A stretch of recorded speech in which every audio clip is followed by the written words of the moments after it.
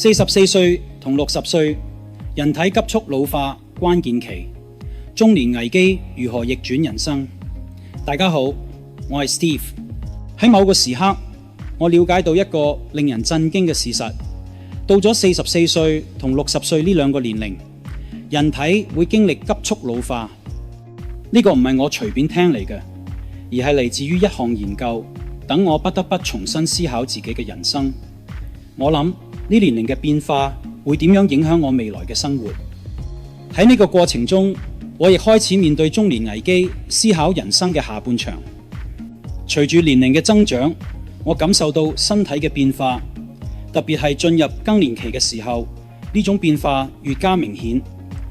女性嘅荷爾蒙減少，導致潮熱、失眠等症狀，而男性喺50歲以後，亦都開始出現類似嘅問題。呢啲生理上嘅改變，讓我不得不面對現實。